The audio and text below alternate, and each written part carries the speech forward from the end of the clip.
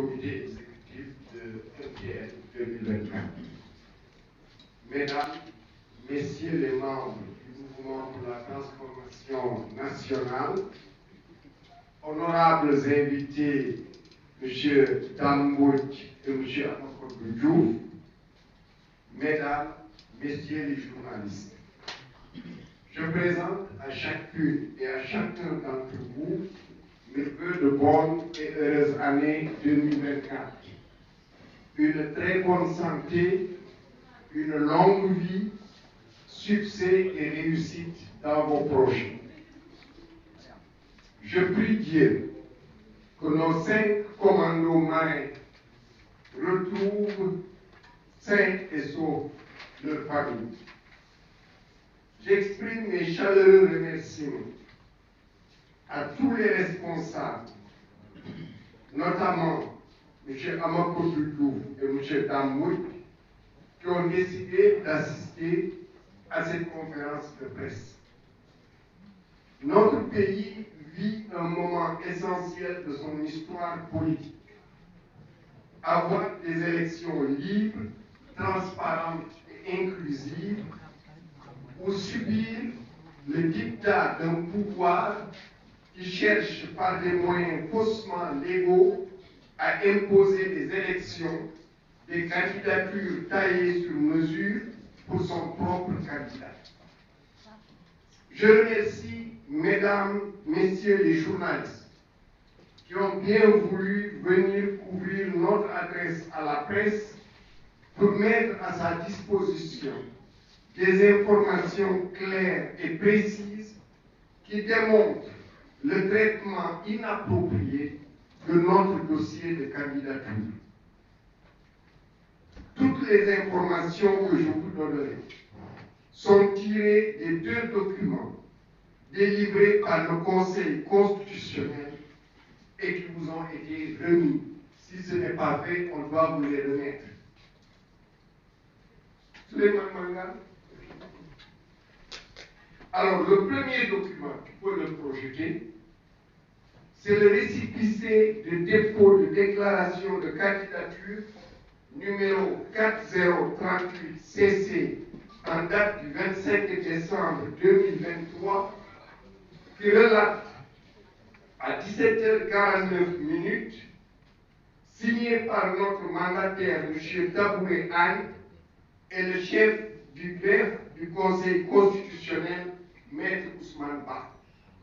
C'est ce document que vous voyez au tableau et qu'il vous sera remis. Le deuxième document, ce sont les résultats du plan de la vérification des parrainages. C'est le document que vous voyez. Candidat Maritongian, contrôle effectué à la date du 31 décembre 2023 à 18h33 36 secondes. Il est signé par le président de la commission de contrôle des parrainages et le chef du greffe du Conseil constitutionnel. Ces 2 documents officiels du Conseil constitutionnel montrent des différences notables qui nous ont conduits à établir par l'huissier de justice, Maître Papa Pham, un procès verbal de constat le 3 janvier 2024 à 14h30 et de saisir l'avocat, Maître Bassirou Lo, que nous remercions pour défendre notre réclamation signée de notre mandataire, M. Tabouré Agne, et déposée au Conseil constitutionnel le 3 janvier 2023. La première différence revient sur les documents, revient sur le premier document à la 2e page. La première différence, le récépissé de dépôt dit que notre clé contient 51 267 parrains. Notez bien, 51 267 parrains. Reviens au premier document.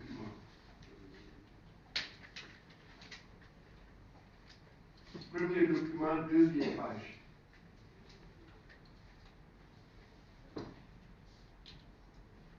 Premier document, deuxième page. Deuxième page.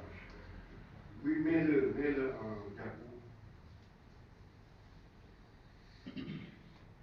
Oui. Regardez au milieu. Après la liste là, c'est la ligne, mets le cliché dessus. Voilà. En haut. 51 267 parrains. Ce document est signé, je le rappelle, du greffe, du chef du greffe du Conseil constitutionnel et de notre mandataire Tabouré Ali. C'est au moment du dépôt, ils ont vérifié, on a 51 267 parrains. Ensuite, le deuxième document, qui est lui, au moment du contrôle des parrainages, il est signé par le président de la commission des parrainages et par le chef du greffe. Regardez bien le nombre de parrains qui nous est décompté, 51 254. Il y a donc une différence. Or, le décompte n'est pas manuel. C'est la clé avec le fichier des parrainages où le décompte est fait. Il est électronique. Sur 10 ans, 100 ans, le nombre ne peut pas changer. Et vous notez une différence de 13 parrains. Une différence de 13 parrains. Je vais y revenir. La deuxième différence maintenant. Les deux documents donnent une répartition complètement différente des parrains par région. Parce qu'ils font le décompte par région. Je donne deux tableaux qui vont vous montrer comment les différences se répartissent. Le premier tableau continue le truc, tu continues. Oui. Le premier tableau, met en diapo. Le premier tableau, vous voyez bien que sur Dakar, le premier donne 10 077, le deuxième donne 10 075. Il y a une différence de 2 parts. Sur Diourbel, je vais y revenir, le premier document oublie Diourbel. Le deuxième document donne sur Diourbel 4 745 parts. Sur Fatick, il y a une différence de 2 parrains. C'est toujours le même tableau. Sur Fatick, il y a une différence de 2 parrains. Le premier donne 3096, le deuxième 3094. Sur Kaffrine, il y a une différence d'un parrain. Sur Kaolack, il y a une différence d'un parrain. Ça, c'est dans le premier tableau. Le deuxième tableau, vous voyez que sur Saint-Louis, il y a une différence de 5 parrains. Le premier, au moment du dépôt, ils ont livré 4103 parrains, et au moment du contrôle, ils ont calculé 4098 parrains, soit une différence de 5 parrains. Sur Sédhiou, il y a une différence d'un parrain. Quand vous faites la différence des colonnes, vous voyez qu'il y a 12 parrains. On avait dit au début qu'ils ont donné une différence de 13 parrains. Donc il en manque un. Le 1 qui manque, en fait, on se rend compte que c'est Diourbel. Parce que sur le premier tableau, comme ils ont oublié Diourbel, si vous faites la différence de tout ce qu'ils ont décompté, vous allez vous rendre compte que Diourbel, en fait, a 4 746 parrains. Et comme le deuxième, au moment du contrôle, ils ont donné 4 745, donc il manque un. Donc il y a un parrain qui manque là-bas. Et ça nous fait les 13 parrains. Vous voyez, donc il y a quelque chose qui s'est passé et qui ne devrait pas se passer parce que, comme je l'ai dit, c'est de l'électronique, c'est du numérique, ce n'est pas un décompte manuel. Soit 7 régions, si vous comptez les régions, il y en a 7, Dakar, Diourbel, Fatick,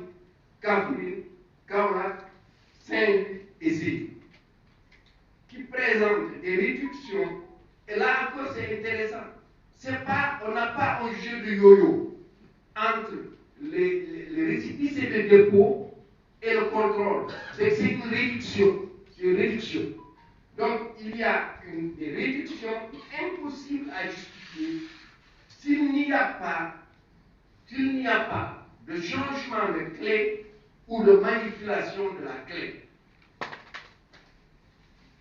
C'est pourquoi j'affirme haut et fort qu'il y a eu manipulation de notre clé ou remplacement de notre clé par une autre clé qui ne nous appartient pas. Enfin, dans nos investigations, nous sommes tombés des nues. Ça, c'est avant-hier soir. Parce que, après tout cela, nous avons dit on va faire une enquête approfondie. Nos services, notre cellule informatique, constituée d'informaticiens présents au Sénégal et présents aux États-Unis, on fait le travail. Et puis on est tombé du nu en identifiant notre nom, Mary Teuw Niane, parmi les parrains non identifiés au fichier général des électeurs. Nous avons vérifié que nos données personnelles demandées, c'est-à-dire les prénoms, le nom, le numéro de carte d'électeur, le numéro d'identification nationale NIN et les dates d'expiration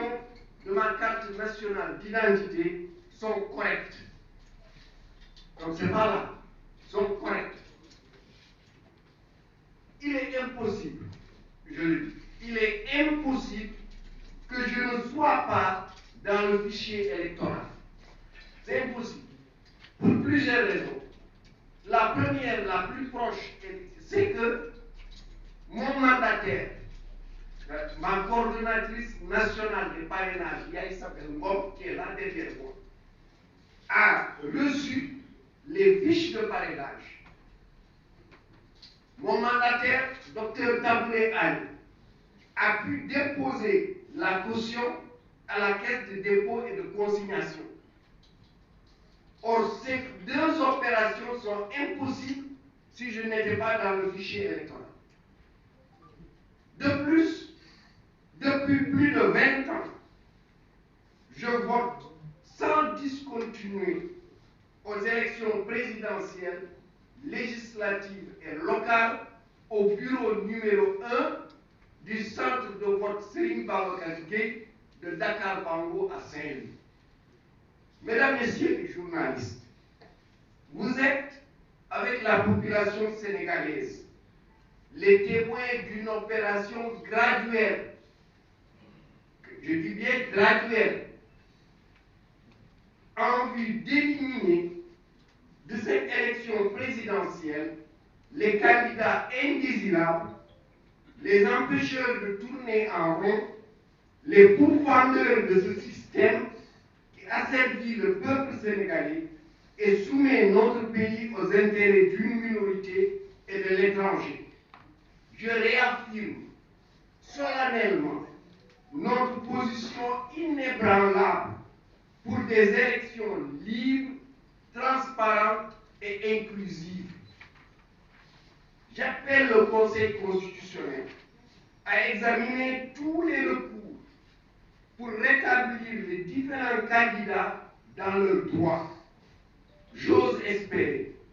que notre réclamation trouvera une suite favorable.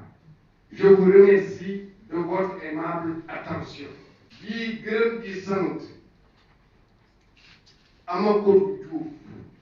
ak Dame Mbodj ak ñeneen ñi fi teew maa ngi leen di nuyu yéen journaliste yi di leen sargal ci at bu bees bi di ñaan yàlla indi wér-gu-yaram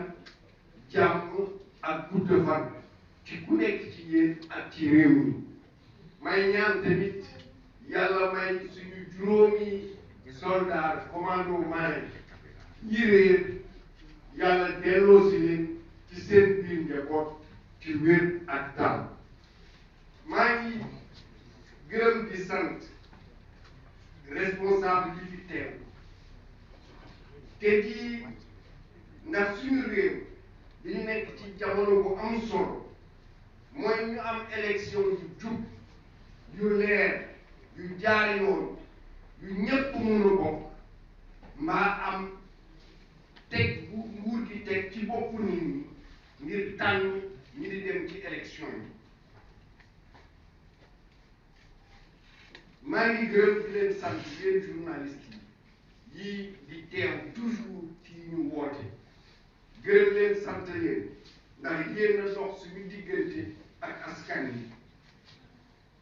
ndax kat tey dañu leen di jox ay xibaar yu wóor yu leer xibaar yooyu dañ ko jëlee ci ñaari document yépp ñu ngi jógee ci conseil constitutionnel danañu leen ko jëbbal te moom la ñu leen woon nii ci rétroprojecteur document bu njëkk bi moom la Souleymane wone nii boobu moo di bés bi ñuy déposé dossier bi suñu mandataire Dabouré Aly bi ko déposé moom la signé ak greffier en chef bu conseil constitutionnel ñaareelu document bi mooy document bi nga xam ni bés bi ñuy saytu suñu parrainage yi boobu ñaar ci conseil constitutionnel ñoo ko signé kii yore parrainage yi ak ki nga xam ni mooy greffier en chef bu conseil constitutionnel ñaari document yooyu bu ñu leen gisee seen wuute moo tax ñu sàkku huissier maître Papa Fam mu saytu leen bind benn kayit bu wane seen wuute déggal ko ak tamit ñu jël maa ngi koy gërëm di ko sant maître Bassirou Lo mu nekk suñu avocat moom maître Bassirou Lo bu ñu ko jëlee tamit mu bindal xibaar yi ñu war a joxe te suñu mandataire Dabouré Aly dem déposé ci tribunal mu nekk ñun suñu réclamation kooku mu ngi ko def ñett ci weeru janvier 2024 li wuutale document yi nga xam ni document yépp conseil constitutionnel moo ko bind ci diir bu wuute bu njëkk bi mooy bu ñuy déposé ñaareel bi mooy bu ñuy saytu suñu parrainage bu njëkk bi dañu ni suñu limu parrainage 51 267 la muy juróom fukk ak benn junni ak ñaari téeméer ak juróom benn fukk ak juróom ñaar beneen bi mooy bu ñuy saytu suñu parrainage ñu ne 51 254 la muy juróom fukk ak benn junni ak ñaari téeméer ak juróom fukk ak ñeenti parrain su ngeen gisee ñaari document yi wuute nañu fukk ak ñetti parrain su doon ay nit ñooy lim kooku wuute mën nañu wax njuumte day am wante lii numérique la fichier numérique la mun naa wax lu tolloo fukki at lu tolloo sax téeméeri at sooy xoolaat lim bi warul soppeeku c'est numérique loolu moo soppeeku waaye ci soppeekuwul foofu rek suñu demee tamit ci ñoom ni ñu séddalee lim bi ci région yi gis nañu tamit dafa soppeeku loolu jox naa leen ñaari tableau yu wane wuute bi soo jëlee tableau bu njëkk bi nga jël région de Dakar wuute bi ñaar la soo jëlee région de Diourbel foofu ñoom ci bu ñuy déposé binduñu limu Diourbel dañ ko tëdd nga jël région de Fatick wuute bi ñaar la région Kaffrine wuute bi benn la région Kaolack wuute bi benn la soo demee ci ñaareelu tableau bi Souleymane ñaareelu tableau bi soo demee Ndar wuute bi juróom la soo demee Sédhiou wuute bi benn la soo limee wuute bi lim yi wuute da ngay jàpp fukk ak ñaar mais ci njëlbéen wax naa leen fukk ak ñett lañu soo loolu nag yaa ngi xam lu tax fukk ak ñett la war a doon mooy nga xool li mu Jurbel bi ñu tëb soo xoolee li mu Jurbel bi ñu tëb nga dindi lim yi ñu wax yépp da lay jox pour li mu Jurbel 4746 muy ñeenti junni juróom-ñaari téeméer ak ñeent fukk ak juróom benn xam ngeen bon day indi wute benn ak ni mi nga xam ne bu ñuy saytu moom la ñu joxe muy 4745 donc benn bi foofu la jóg ci li mu Jurbel mu delloo si nekk fukk ak ñett yu ñu ci soob lii mënul nekk ndax juróom-ñaari région et puis li ci gën a doy waar sax du lim boo xam ni bii day yokk bii wàññeeku yépp dafa wàññeeku yépp wàññeeku la mënul nekk li ma leen wax électronique la mun a def le téeméeri at du warul soppeeku bon loolu day tax ni suñu clé boobu ñu joxe woon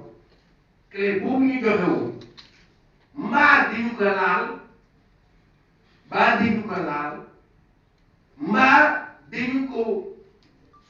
jël beneen clé remplacé ko moo tax ma ni ñun de suñu clé bi ñu déposé woon te ñu ni sous-scellé la nekk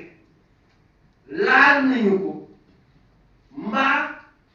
dindi nañu clé bi ñu déposé dugal beneen clé ndax wuute bi mënul nekk kenn mënuñu justifier fichier mu am ay fan lim bi soppeeku kenn mënu ko justifier parce que nag quand même am nañu as tuuti xam-xam ci numérique suñu cellule informatique ñi ci nekk yëpp ay informaticiens lañu xam nañu li ñuy def beneen bi mujj boobu moom mun naa wax rax ci dolli ndax suñu cellule informatique bu ñu paree loolu ñu continuer di saytu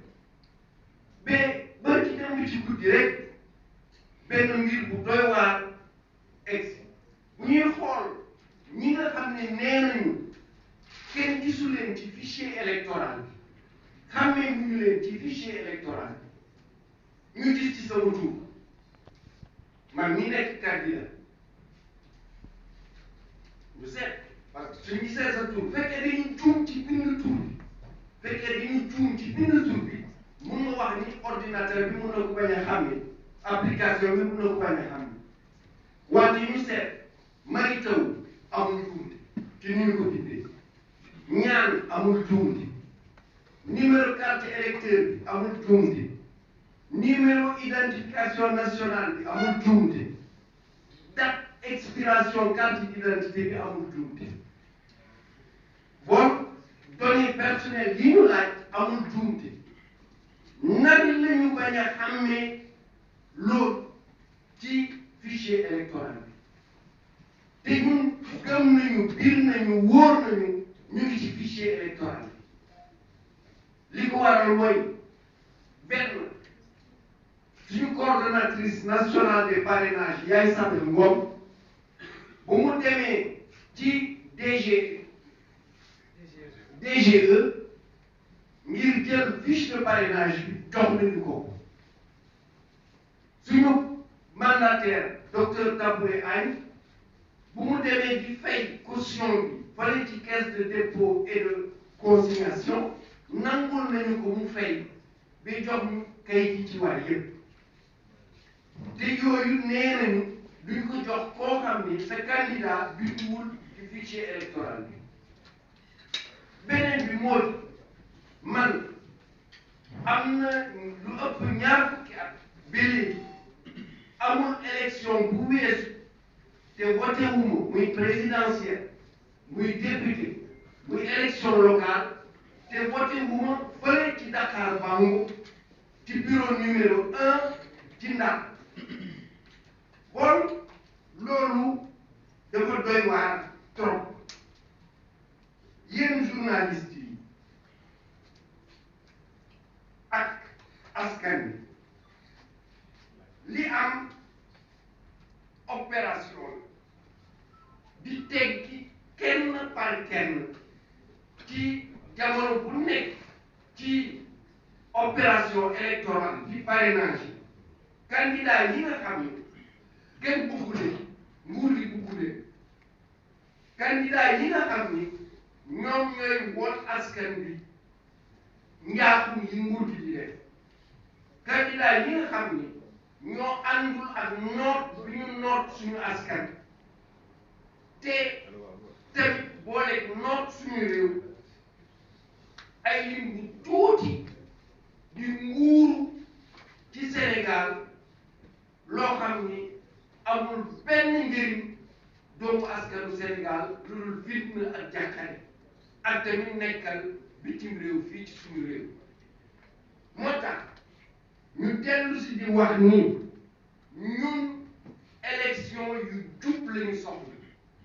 élection yu jaar yoon lañu soxla élection yu ñu dindiwul kenn ku war bokk ci élection yi li tubaab di wax élection inclusive loolu la ñu mus a wax tey dañ koy dellu beneen moo di ñuy ñaan conseil constitutionnel candidat yi nga xam ni def nañu recours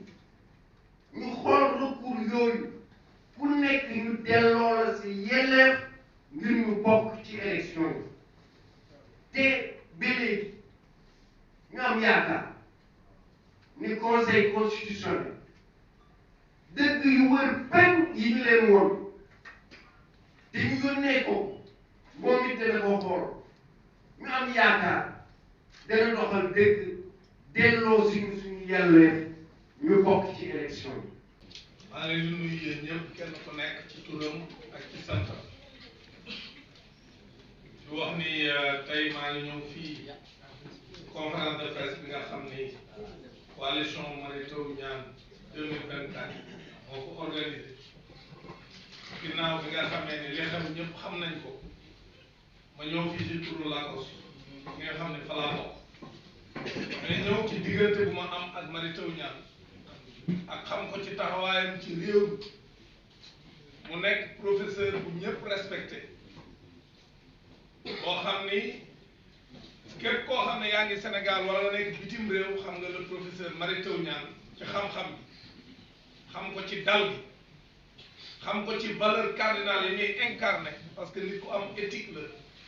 parce que xam-xam bu àndul ak éthique amul njariñ te moom xam-xamam dafa ànd ak éthique parce que kenn mosu koo gis ci lenn loo xam ni su ko waxee nga am ci gàcc position yi muy jël ñëpp xam ko régulièrement muy wax ay position ci réew mi teg ko ci xam-xam nga xam ne képp kuy sénégalais gis nga ni ci coow yi am Sénégal lu ci ëpp Mary Teuw Niane bu ci bindee day indi leeral te loolu la ñuy xaar ci universitaire kon tey bu ñu demee ci élection boo xam ni comme ni ko ñëpp xamee élection mooy taaru démocratie parce que démocratie élection daf cee nekk lu ama am solo ndaxte moom mooy tëj ginnaaw bi ñu bàyyee ku nekk di wax li mu xalaat ñu dem nag ba ca élection ya nag Sénégalais yi tànn ki ñu bëgg a tànn kon nag jaar-jaaram ak taxawaayam bi mu am ak personnalité yi mu àndal ci coalition may na ko mu nekk candidat bu sérieux ci élection yi ñu jëm en 2024 loolu moo tax maa ngi koy wax ne ko li ma fi andi mooy d'abord témoigner ko sama solidarité témoigner ko sama cofeel ci moom ak kilifa yi nga xam ni ñoom la àndal ci coalition Mary Teuw Niane 2024 nga xam ni ay nit leen ñu am taxawaay ci réew mi am jaar-jaar ci réew mi ànd ak moom Mary Teuw Niane mu am jaar-jaar am taxawaay ci réew mi bariwul sénégalais booy wax Mary Teuw Niane mu ne xamu ko kon suñu dem élection ñu mel noonu ñu nekk candidat mooy tax sénégalais yi mën a tànn mais suñu dee dem ci ab élection boo xam ne ay nit ñu kenn xamul ay lay cëpp yu jóge fu leen neex ñoom ñu daal leen dem valider leen loolu jàpp naa ni loolu du élection bala moo neex ku ci nekk ñu xam li nga daan wax ci réew mi ak ban gis-gis nga am ci réew mi bu ko defee waa réew mi la doon déglu di déglu ñëpp bu tànn jotee mu mën a tànn bu baax waaye bu ñu dee dem ci ab élection boo xam ni dañuy jël ab candidat boo xam si jàpp nañ ne amul doole ñuy wut ay candidat yu yamamaay yoo xam ne kenn xamu leen pour que ñu mën koo déroulé tapis rouge pour mu mën a gagné élection yi loolu élection sélection la li nga fi wax professeur dafa leer nañ olof yi dañ ni lu ne fang kenn du ko jeex dangaa jël sa document yóbbu conseil constitutionnel sa mandataire yóbbu ko ñu dugal clé bi ci ordinateur bi ne ko yow am nga limu parrain boo xam ne moom nga fi andi 51 267 parrain la muy fukki junni parrain ak benn bu teg ñaari téeméer ak juróom-benn fukk ak juróom-ñaar loolu la Mary Teuw Niane yóbbu ca conseil constitutionnel parrain de mandataire moo ko déposé ki nga xam ne moo jiite greffe bi ci conseil constitutionnel signé mandataire Mary Teuw Niane signé ñu kon loolu nga fi andi ñu war na koo dencal ba bis bi lay woo pour nga ñëw ñu xool li nga andi ndax mat na lim bi ñuy xaar wala matu bis ba jot mandataire am ñëw toog ñu war a génne même lim bi bala ñoo xool lim fi andee lim fi andul ndax baax na baaxul même lim bi la ñu war a doore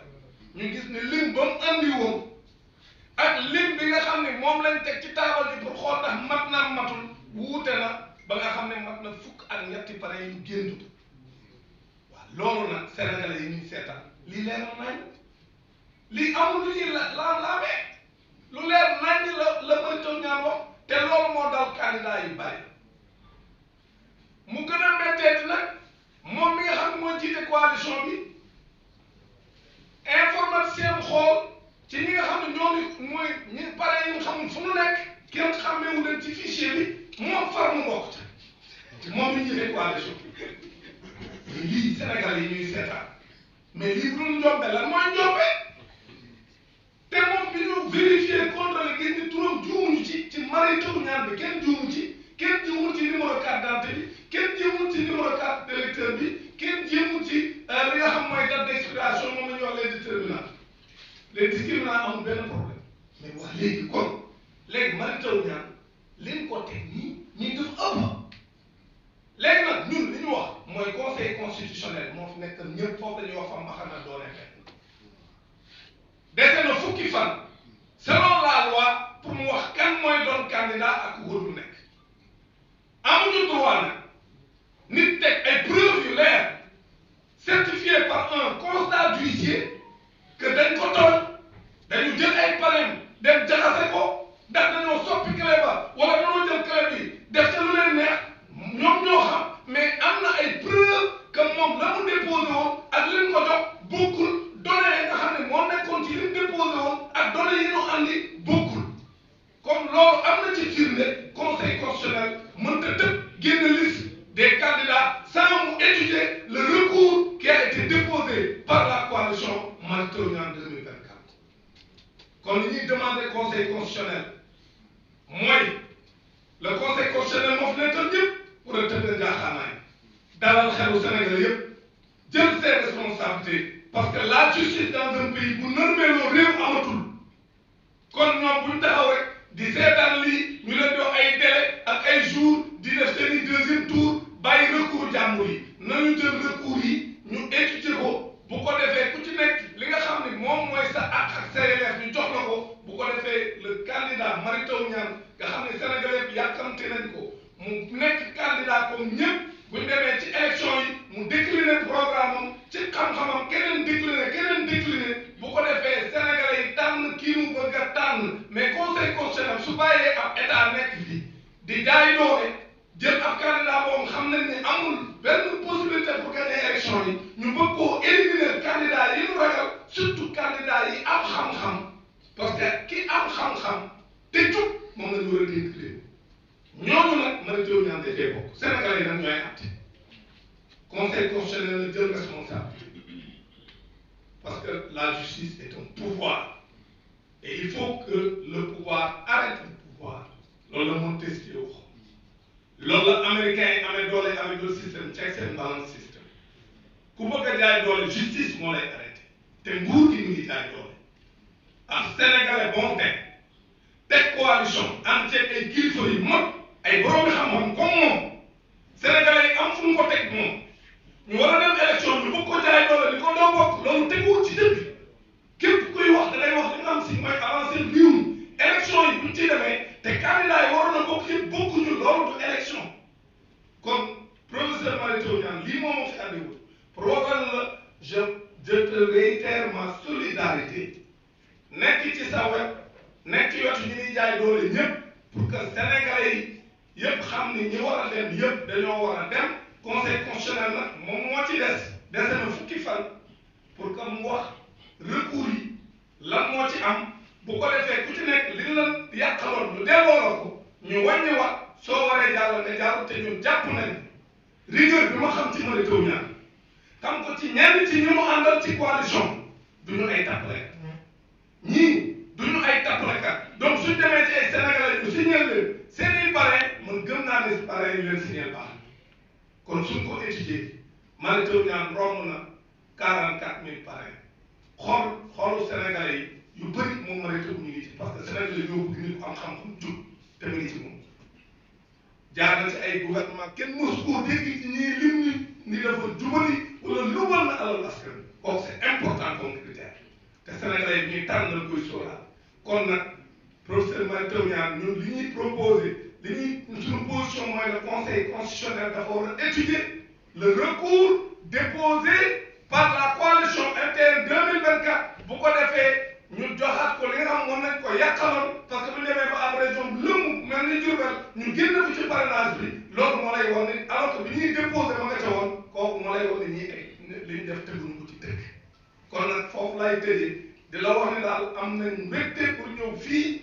fekkee sa conférence de presse te li nga fi wax lu leer la parce que soo waxoon ne leen mu bett Sénégalais yi parce que nit ñi li nga xamee mooy rigueur scientifique di nekk ci yow nga xam ne moom lañ la moo ñaale en tant que professeur émérite loolu nga wane wax tey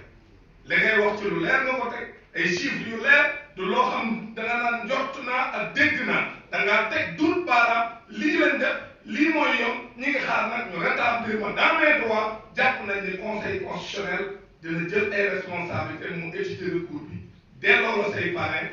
boole la ci candidat yi nga xam si incha allah ñoom ñoo war a sëgg bëre le 25 février 2024 Sénégalais yi àtte parce que Sénégalais yi ñoom seen ci kër gi maa ngi leen di sant di leen gërëm